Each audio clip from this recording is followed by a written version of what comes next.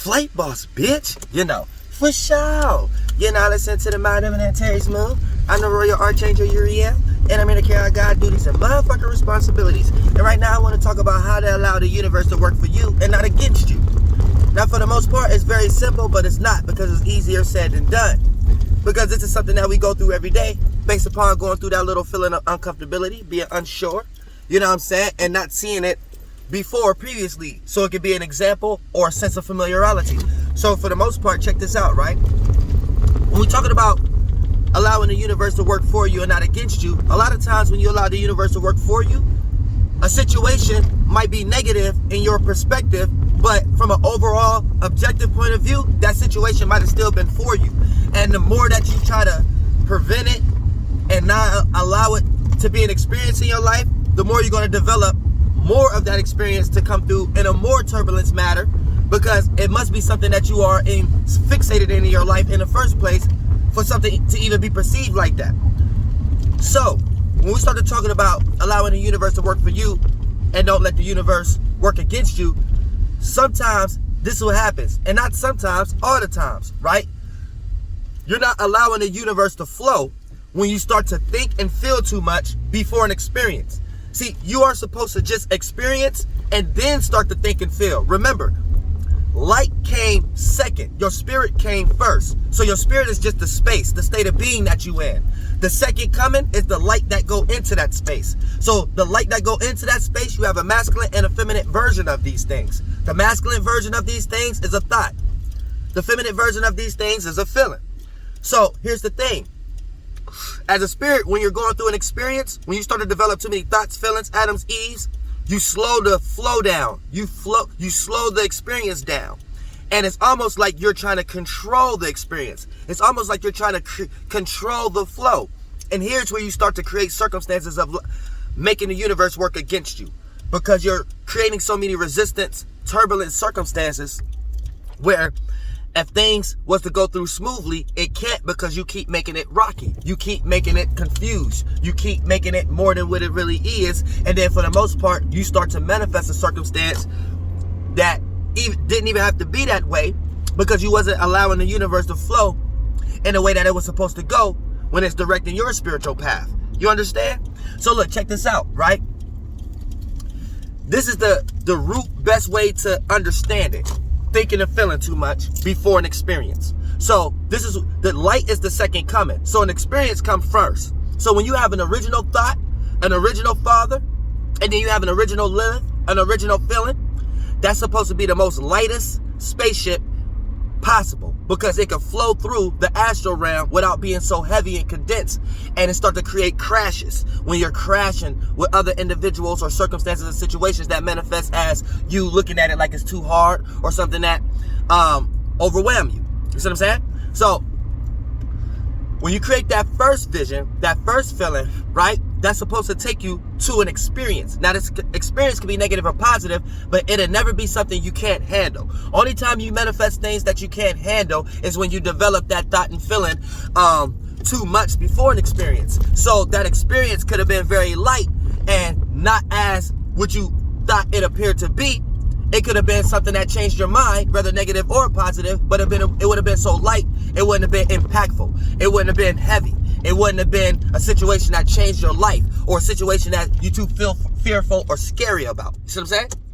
These are things we create by being too stuck into the thought and feeling process before an experience and not utilizing the second coming when it's supposed to be used. Second. Now, I'm not saying be a fool, but being a fool comes with wisdom. But if you don't use your wisdom in a time of a new experience, this when you could become an ongoing fool and manifest routines and patterns, aka manifesting hell in your life. So what I'm saying is, when you go through experiences, you learn after the experience, and you learn what to do and not to do. So next time you go to a similar experience, you have a sense of familiarity, a familiar spaceship. But think about it like this.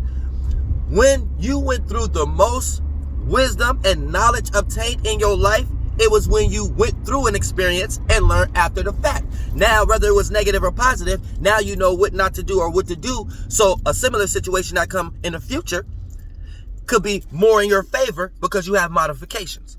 You get it? So, for the most part, here's the thing. A lot of us develop procrastination energy. A lot of us develop destroying our manifestation energy. A lot of us develop cages, mental cages and emotional cages, and it starts to manifest into physical cages where we can't physically prosper, or we can't physically experience what we want to experience.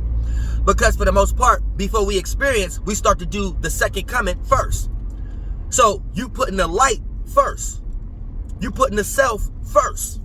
You putting the desire first. You see what I'm saying? So for the most part, when you jump into these goddamn experiences, you're jumping into an experience with a thought or a feeling first. And who made you such a great spirit to think that that thought or feeling is going to change anything? You can't even change the way somebody feel about you. So what make you think that you're going to change a circumstance and situation that a spirit in a body is not even involved in? A circumstance and a situation that's developed based upon another spirit we are in, a greater spirit. So we're in a spirit, we're in a space that's greater than us because it has died from the space we are currently in, if you're in the 1, 2, and 3rd dimension, and it have moved on and got born in a greater dimension. So for the most part, it got bigger shapes and forms, bigger lights. So we are influenced by that shit. So we are in a bigger spirit. So also we are living in a greater world. Otherwise, you wouldn't have things outside of you that appear to have more influence than you. You can't control no motherfucking cloud. You can't control the motherfucking, you see what I'm saying? So you living inside of something.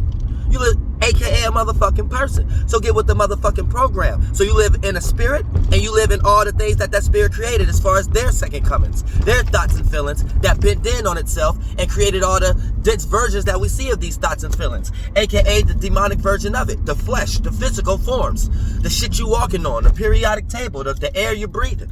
You see what I'm saying? All that come from this being we live in, fire and water.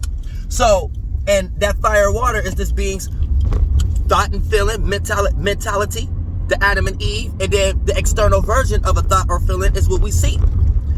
The physical version of water, the physical version of you can feel air, you can see the stars, you can see this being chakras. This the external left brain version of these things. You see what I'm saying? So for the most part, that puts your monkey ass in a circumstance where you need to understand this, right? Going against the universe is when you do too much of the second coming. You use too much Lucifer. You use too much light before the experience, and you fuck up the experience. And then when you manifest an experience that remind you of all the spaceships you used before you jumped into the experience, aka all the thoughts and feelings you used before you jumped. What's up with this traffic jam? It's a traffic jam.